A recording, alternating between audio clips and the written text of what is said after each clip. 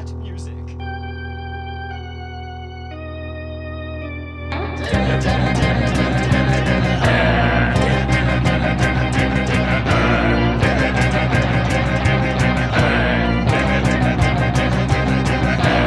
Bat is not a bat, he's a man who fights crime. And we're gonna watch him fight for a minute at a time. With John and Niall and a guest who doesn't rhyme. It's Bat Minute!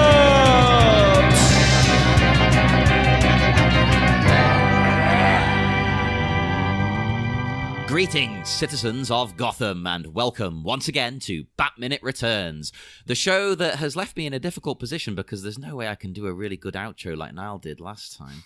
As we go through the Batman movies, 1 minute at a time. I am your host, John Parker. I am the other host, Niall McGowan. And we are joined once again by the wonderful, the incredible Heidi Bennett. Oh my, how do I live up to that? Thanks for having me back. I am really excited to jump into another Bat Minute. Hey, it's good to have you back because the Movies by Minutes world misses you because you're doing your own amazing show, which of course isn't Movies by Minutes related. So it's like, but we need you chatting about films. So it's good. Well, thanks for keeping me in the minute loop. No worries. This is minute 83. The minute starts with a cat amongst the rooftops, and it ends with Pengy's Funhouse. It's exciting. This cat hovering over a hot tin roof. Yes. It's the best way of putting it, I think. We are back with Catwoman flying through the skies, courtesy of the Penguin's umbrella plan. And he comes out with a very odd line, go to heaven? Oh, yeah. Goodbye, my unintended go to heaven would be the full thing.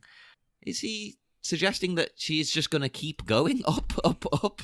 I think that's what his idea is, yeah. It's like, I lived in the sewers. Oh, I know how physics works. Like, It's an interesting plan. I mean, he could have just shot her in the face, but you could say that about most supervillains, couldn't you? That's the thing. In a post-Austin Powers world, it is a forever, like, you could have just killed her, like, very, very easily, dude. Shoved her off the building. I did Google the phrase though, because I was thinking this is a very weird phrase. Goodbye, my unintended go to heaven. Maybe it's a quote, and apparently it's not. It is just. It sounds like a Smiths song. yeah, but it does. But I found the only thing I could link it to. Well, not the only thing. I did find a Batman Returns fan fiction. I was like, what's this going to... Is this going to be like erotic Batman Returns? I want us to review erotic fan fiction as bonus episode. But the thing is, I was reading the chapter, and it's like someone's just written out the movie as like...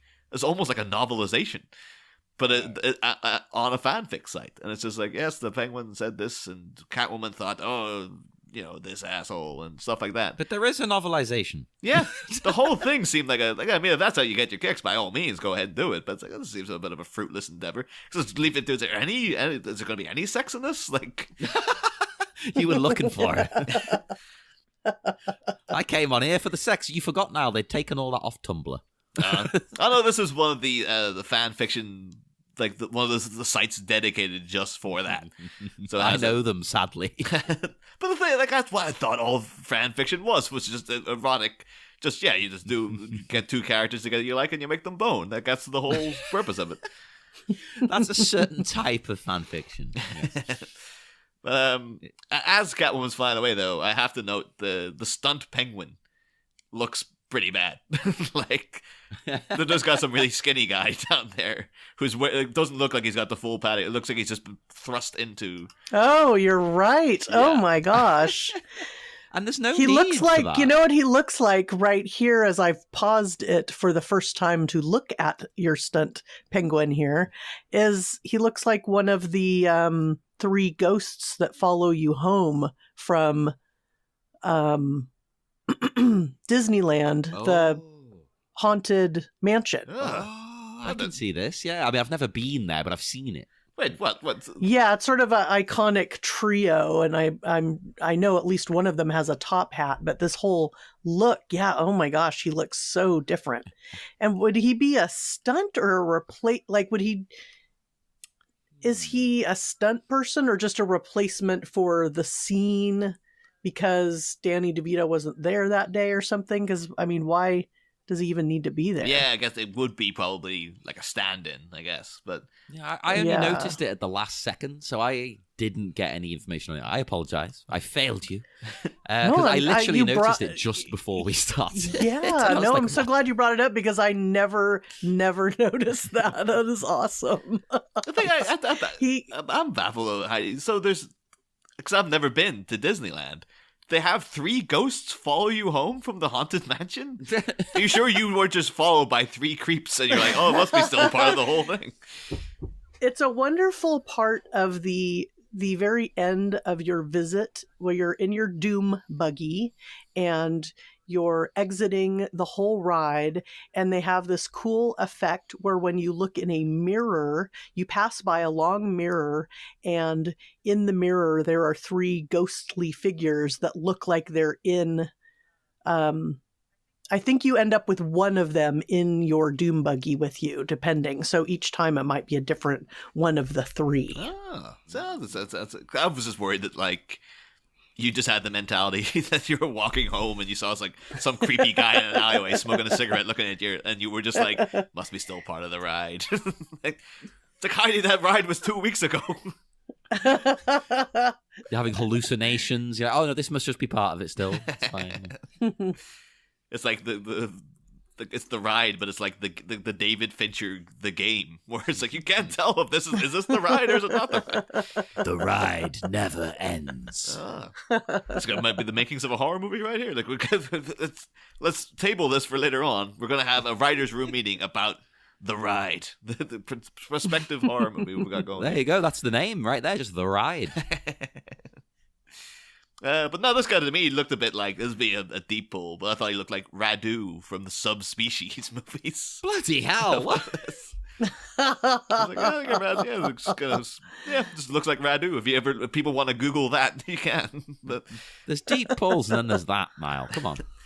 But would be remiss though if we didn't mention, and I'm sure they did it thematically for what's about to happen. But this is bizarrely the same window that Batman pushed Catwoman off earlier. So it's like, why has she gone to the same, why have they agreed to meet in the same thing? Was it always that, is this the mayor's office, or is this where, because we see where Cobblepot's staying, so we know where his digs are. Has he moved to this, because you see in the window, it looks pretty nice in there. Who owns this house? Like, why did they keep going to this one window that has these very distinct carvings outside and stuff? That is interesting, because I don't think it actually says anything in the script, does it? I haven't made any note about that. That's an excellent point. Like, because it's not Catwoman's, it's not the Penguins, it's not anything to do with Shrek, as far as I'm aware. But the big circular cat head, isn't that Shrek related? Yeah, yes. Yeah, we do see that as it's.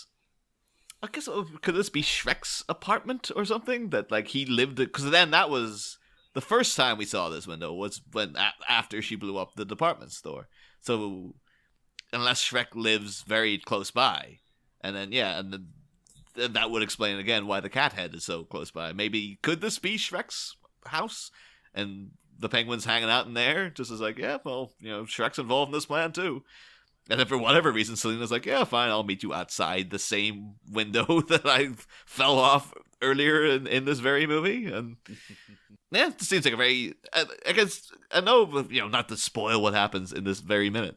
Because, she falls again through and then crash lands and quote unquote dies again.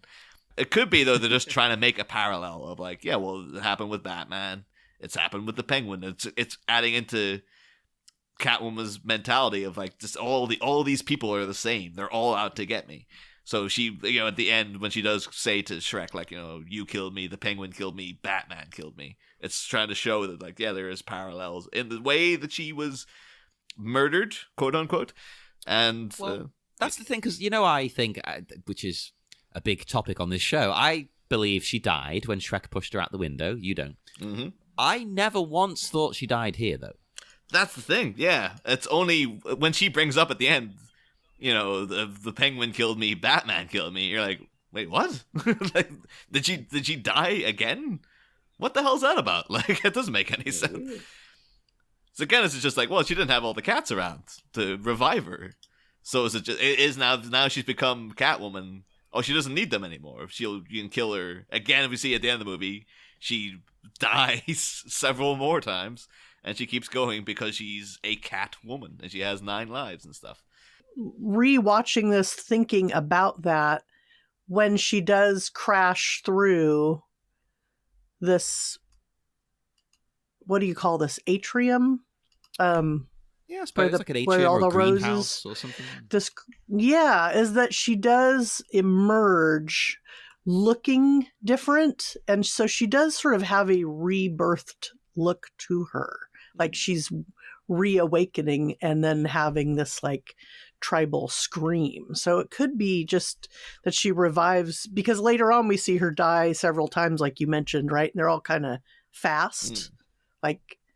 So maybe her 9 lives just kind of, I don't know. It's interesting. I didn't think of this as a death either, but now looking at it. Yeah. It definitely works as a metaphorical death, shall we say. Especially with the roses flipping out. It could be like almost like rising from a grave that has a bunch of flowers all over it. Well, that is a good point, actually, because that was one of my things. Like, why have they distinctly gone that she falls into a flower bed? I think that's a very odd choice, and it's in the script as well. I was like, yeah, it's in, she falls into a flower bed.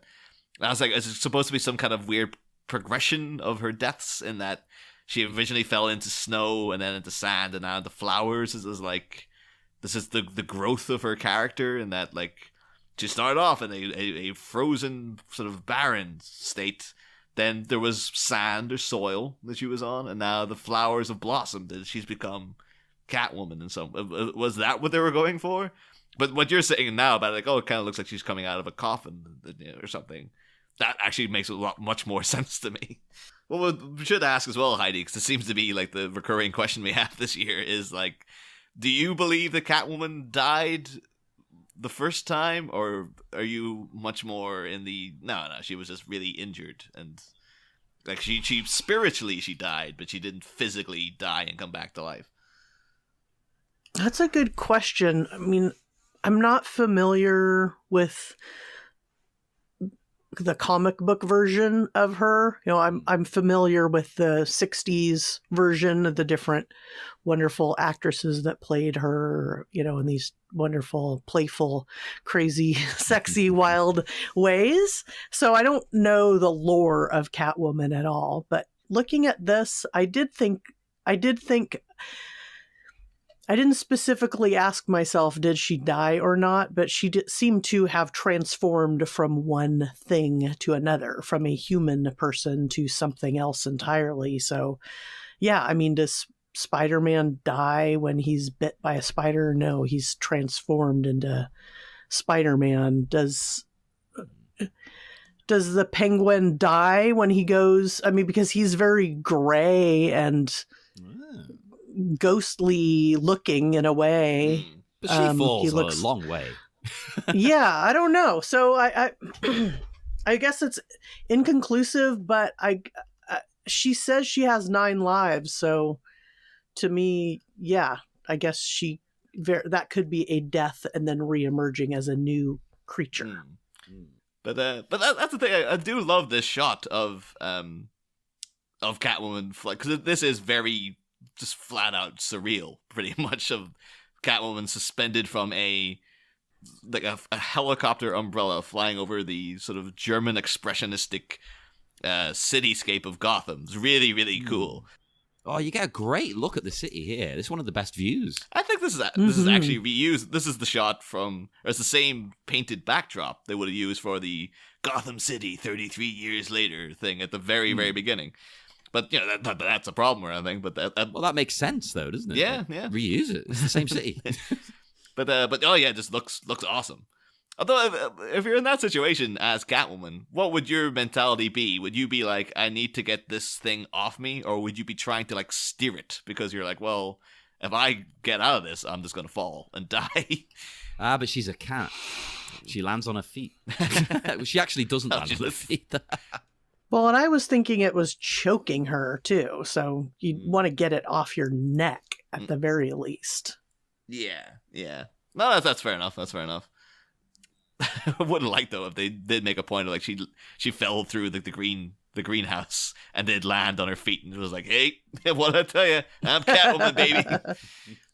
She's like, oh, I really wish someone was around to see that. It was pretty cool. I think as well, when she falls through the glass and wakes up in the flowers and things and the plants, if this was a modern movie, if this was made now, this is the moment they would set up the next film and introduce Poison Ivy or something, pre-villainy.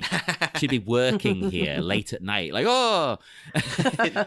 You know they would do that if it was a current film. It would be all chained together. Every movie would link to the next. Yeah, if nothing else, she would have been like, got out of there and you would see like, oh, botany lab. Like, it would say something like botany lab and then you'd have like a check-in sheet and it'd have like P. Isley or something like that. Yeah. It would be like, oh yeah, that's Pamela Isley, yeah. But the one thing as well, I was wondering if it was supposed to be a nod, because the whole thing, maybe it's because, the sequel's out and it's a big thing, it's in the cultural lexicon again. I kept thinking of the shot of Catwoman flying above the city, is like, is this a kind of weird nod to Mary Poppins or something? Because she came in flying in an umbrella, and she was kind of dangling off a thing. I was like, I wonder if that... Because Tim Burton, I can imagine, probably is a Tim... I can imagine him being a Mary Poppins fan. Just like, yeah, really definitely bizarre. He's got a thing for, like, old...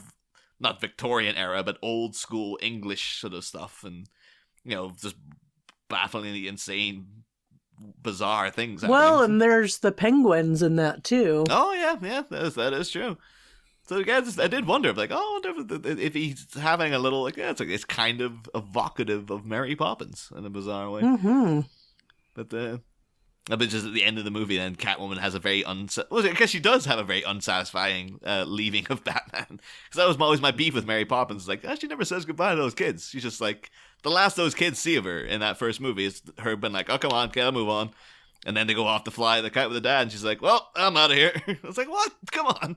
You at least say goodbye. But like, no, that's not the Poppins way, apparently. So I want to see Tim Burton's Mary Poppins now. I really like that new one, but please do one, Tim. Oh, I can totally imagine like Eva Green is Mary Poppins and stuff. But although I understand Emily Blunt is the one thing everyone's unanimously going, oh, that you got that right. You cast Emily Blunt, so she's great in it. I really like the whole thing. I was surprised. But yeah, so we do get Catwoman, falls to another apparent death, and emerges very sort of rictus, very old school kind of like a vampire coming out of the coffin, kind of. The entire back is stiff straight and just sort of comes up at a right angle, which is like, again, another little Tim Burton and vampires, man. You can't get enough. I'm surprised she's not got the arms outstretched or something as well, like doing a kind of zombie pose or something. But and then she lets out this an absolutely piercing scream and shatters all the glass in there. It's a bit of a silly kind of like note to end on, but still it works because like the whole film is. I keep saying silly. It sounds like I'm being derogatory. I mean, like, no. It's just that it's not normal. Basically, like, this wouldn't happen realistically, but they've done this. Well, I looked it up. If you can break glass with the human voice, you can, right? But it's very difficult. It was very complicated as well. It's hard, so it's hard to explain. But you need to match the resonant frequency or tone of the glass itself, because everything has a resonance frequency. If it doesn't match, the sound waves bounce off. But if your voice matches it, it will shatter it. Basically, I think it's a coincidental thing. I don't think you can make it match it. But it can happen. They've tested it on like Mythbusters and a bunch of other of these things. And yeah, you can do it. It's stupid. Like, how many times has it actually happened?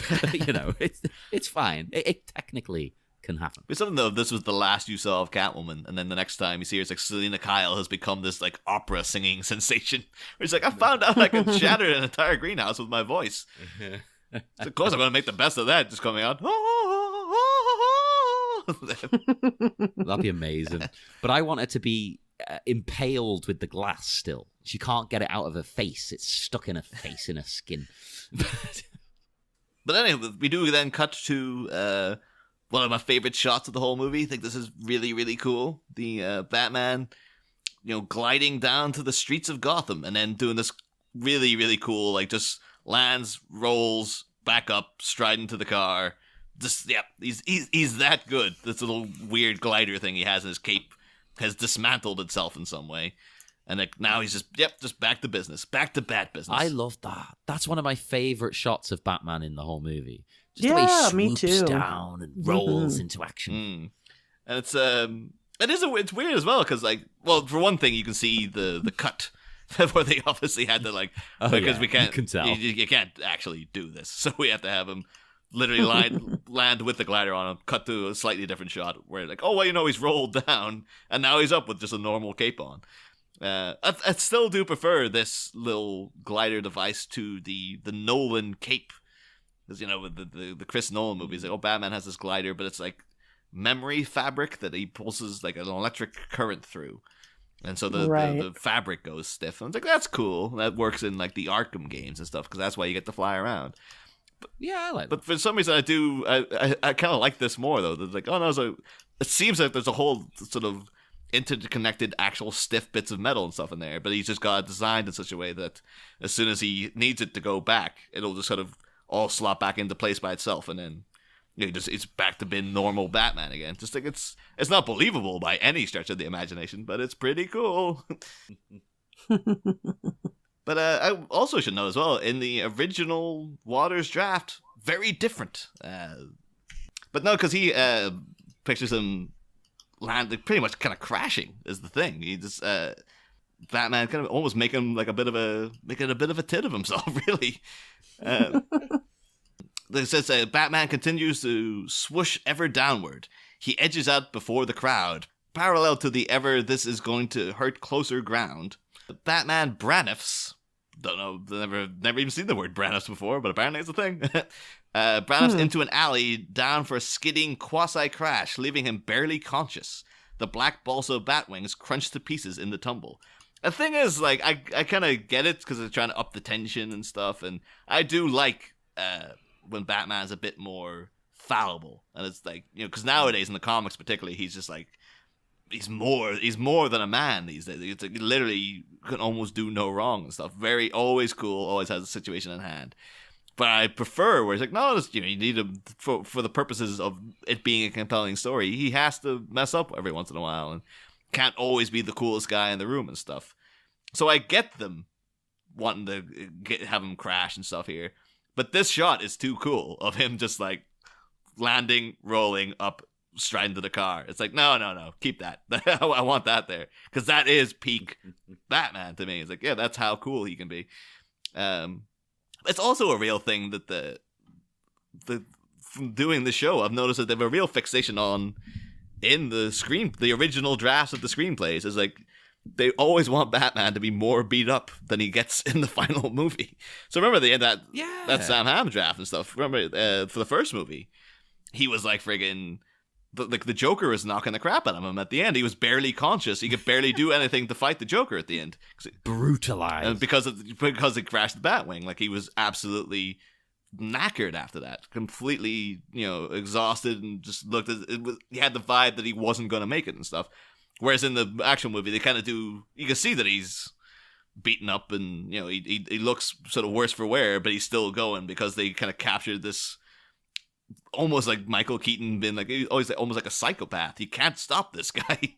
He's like, no matter what he does, he's like, no, he's like the Terminator. He just keeps coming for you. So I like it when they show him in that way, because as we've said multiple times, Bruce isn't real. Batman is real. Bruce is a fiction. He's a character that Batman has made up. Bruce is dead, basically. Yeah. So I like that. Like, pain doesn't stop him, because it doesn't matter. It's irrelevant to him. He just goes. He just keeps going. So I'm torn between, like, well, I do like my fallible human Batman who makes mistakes and isn't always the coolest, but I also really like this psycho emotionless guy who just keeps going, and you just can't stop him and stuff. So like I'm torn with this, but I think they made the right choice in this finished movie to have it be done in this manner. Of course, you see him there drifting past Mr. Thrift Pawn Shop. So setting up, of course, then for the classic Batman villain, Mr. Thrift, who everyone's favorite, who's soon to be played by Christopher Lloyd in Batman 5. Coming to cinemas in 1999. You know it. The Mr. Thrift thing is just like, he's just really stingy. Like, he just goes into people's houses and steals the things they don't really like. All the stuff he's like, you can get by without this. You keep things very simple in your house. That's a great idea for a villain.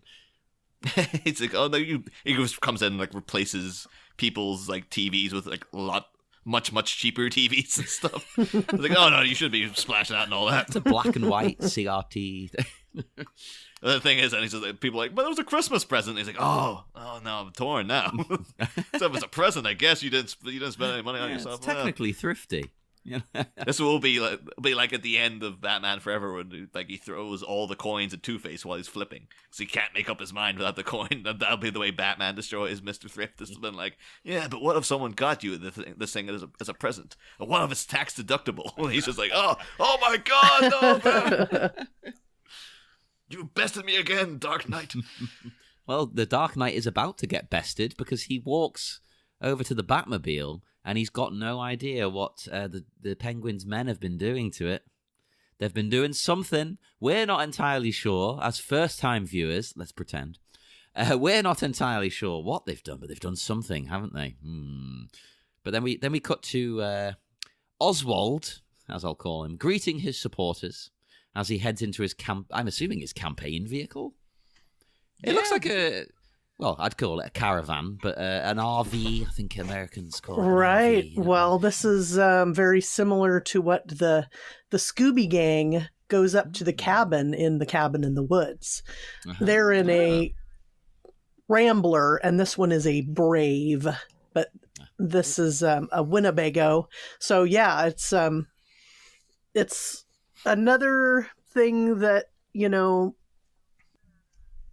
Tim Burton, he throws in so many different eras and plays around with costuming and architecture, and the Winnebago is the same thing. I mean, this is vintage, but of a different era than, say, the way Cobblepot is dressed. And then, he's even dressed differently, of a different era than the rest of everybody in here. I guess he's supposed to be more evocative of what his father would have been wearing. But then this is a classic Winnebago Brave, and I love that that's his campaign vehicle because it's so funky and vintage. I love it, right? I think it's great, and it everything you've said is perfect. But would you run a political campaign out of one? That seems bizarre to me. That's what's weird. Yeah, I can imagine like a cut scene of like, much like we talked about, like there could have been a montage of like Shrek and Oswald going out shopping and them getting them all the new clothes and stuff like that. There could have been a scene of them going to like, we're going to need to get you like a trailer, like an HQ, and somewhere that you can transport yourself around and work on the campaign. And then like he's going into like a car dealership and looking at Shrek's looking at the very, very best, and then the Penguin just sees like this little crappy thing. It's like, oh my God, it's perfect. It's beautiful. It's like, I always dreamed of having a Winnebago. Haven't we all? Nah, it doesn't suit my lifestyle, I don't think, one of these. Maybe if you're more outdoorsy, because you can take it up like to the woods, to a cabin in the woods, maybe. Right. Strap your motorcycle to the back of it and head out with bags of weed and all your best buddies and have an adventure. Yeah. That really cool thing was like, it looks like a coffee cup, but it's actually an extendable bong. Yes, and weapon, and zombie weapon at a certain point as well. Naturally. No. Oh. The thing is, the Winnebago always just makes me think of the episode of Frasier where they have the Winnebago.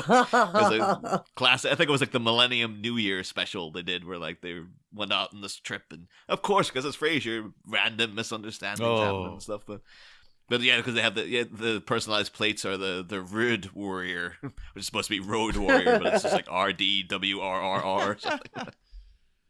Oh, well, Penguin stocked this thing up with some food here. When he enters, you can see, and I took a close look at some of these, and obviously I'm a vegetarian, so I don't eat any of this, so it all sounds odd to me. But the first one, smoked oysters, is that a thing? Smoking them? Oh, yeah, absolutely. That's the only way I eat oysters. Oh, really? Okay. See, I don't think you'd really get that here, but I don't eat. Even when I ate meat, I didn't really eat seafood very much, so I don't really know. I think that this was I did a little look at these things myself, and I did find this to be like, I was stuck with when like, are they trying to make this look disgusting with the idea that he's eating smoked oysters? Yeah. Or is this actually like a fancy thing that people eat? No, I think he's meant to. He's a penguin. Look at all the stuff. He's got tins of mackerel. He's got sardines. He's got squid. I don't know even what's in that like jar. Those just become bizarre twiglets or something. I think it's dried fish. I think it's like, it doesn't look salted, but I'd say it's dried. Yeah, but I feel bad now for insulting the smoked oysters. Heidi, is clearly you're a fan of them. Maybe they're great. They're delicious. Apparently, there is a brand called Polar, I guess, which I guess is another nod to like, oh, the penguin and sub-zero temperatures and all this sort of business.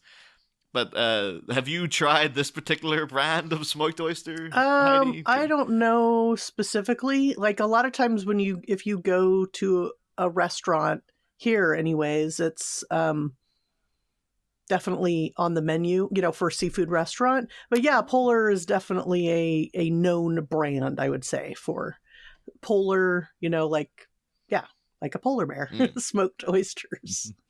Yeah, Okay.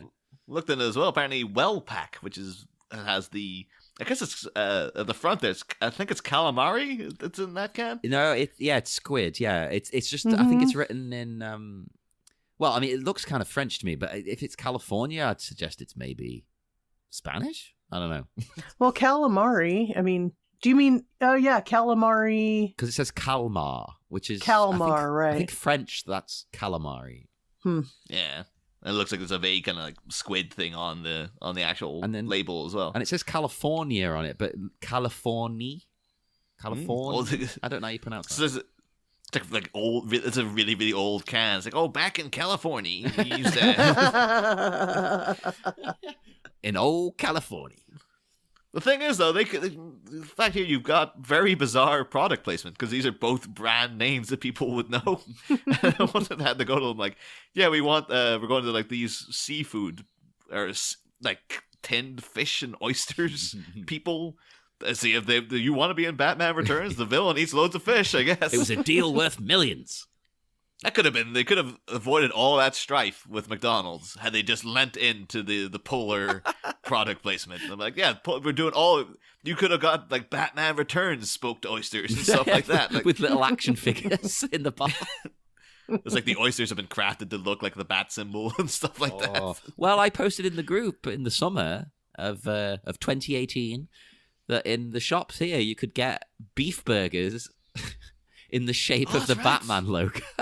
Oh yeah, I think you can still get them. I saw them yesterday. They're on offer now. They're half price. They've got to get them now. Because they were next to nothing in the first place, weren't they? Because they're obviously made from like, cow anus or something like that. Of course they are. They're supermarket's own beef burgers, branded by DC. They're bound to be cheap. Come on.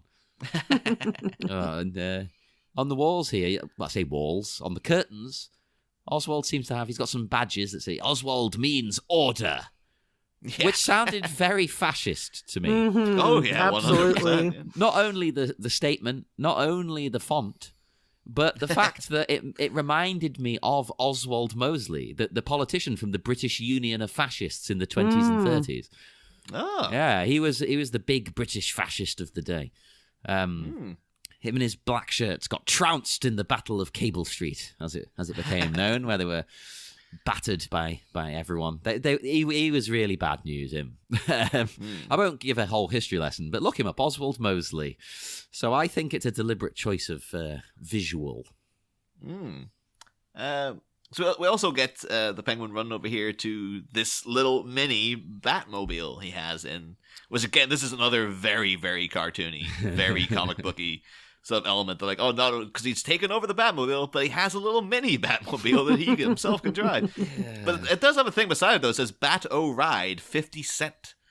So I remember, I think it was when Neil and George were on, we were talking about, like, oh, there is a theory as to how the Red Triangle Gang got the blueprints for the Batmobile, was that, people would have been making replicas and stuff of it, so they could have just maybe got the blueprints to a replica. And some people were like, well, you see, they've got a little Batmobile ride, so that's, showing, like, well, it's in the public consciousness. People probably have tried to recreate this thing because of the the fact they've got a ride and stuff. I don't buy it. I think that this, because for years I hated this.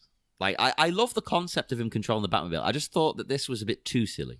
But I've changed my mind on it when I've analysed minute by minute.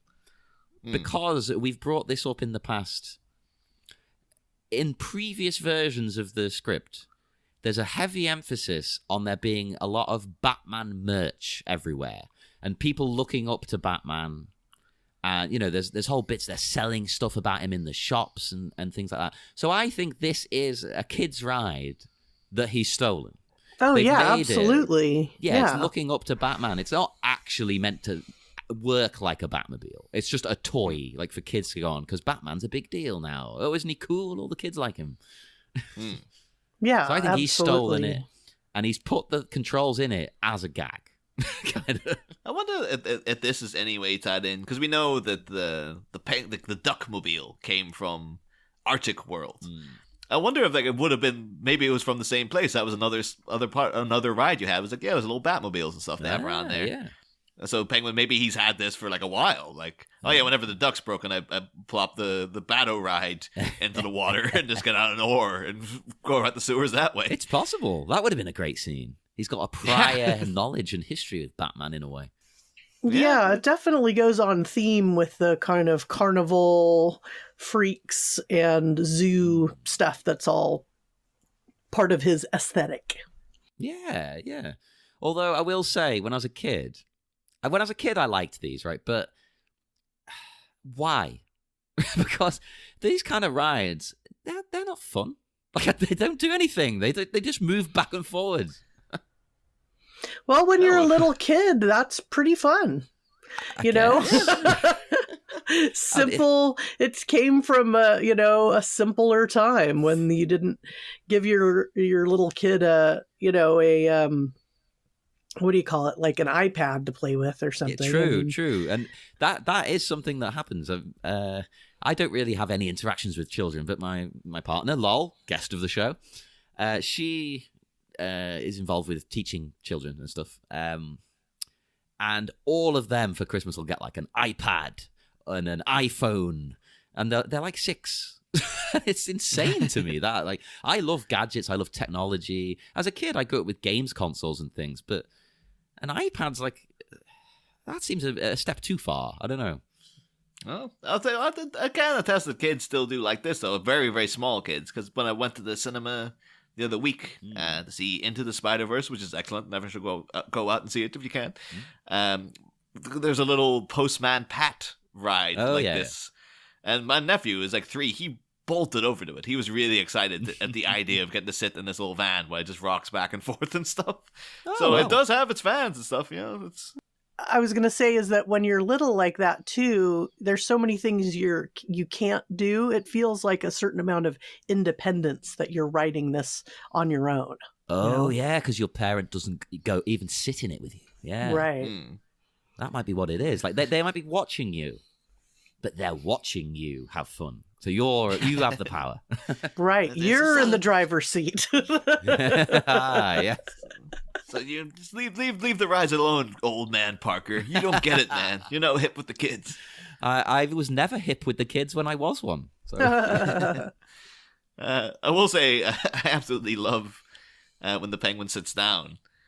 Like, him kind of fiddling about, like, oh, how do I even turn this on? And then when he works it out, how genuinely chuffed he is. Because he's a real, like, he is so into doing this. It's infectious. Like, I'm kind of happy for him. Look how much fun he's having. But yeah, that's pretty much the end of the minute, really. Like, it cuts back to a shot of Batman strutting to the Batmobile, and we get the crowd emerging, but then that's more stuff for next minute, really. Yeah. He's about to find out what they've done to his precious car. So shall we move on? Sounds good to me. Good. So before we go, Heidi, would you like to tell listeners again where they can find all your wonderful work?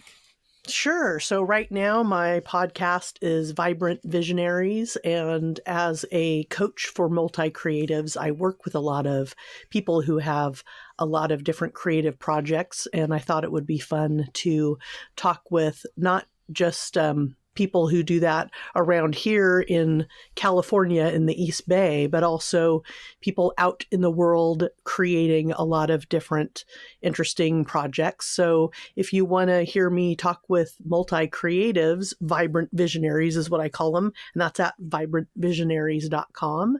And then if you want to check out my previous podcasts that are Movies by Minutes, there's Spinal Tap Minute and Cabin Minute Cast. For Spinal Tap Minute is at spinaltapminute.com, and Cabin Minute Cast, where you can find another iconic Winnebago, the Rambler. You can find that at Cabin Minute Cast for the cabin in the woods. Yeah, now I feel bad we don't have a .com. We've got a shame.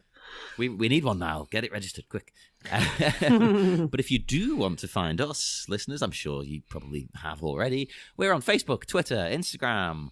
There's a Tumblr, but do people care about that anymore now that they've taken everything off the site and banned all the accounts and whatnot? People just want pornography, John. You take that off Tumblr, it'll crumble. You take it off the fan. You have a fan fiction with no porn in it. Who's gonna read it? Exactly, Nobody. Except for you.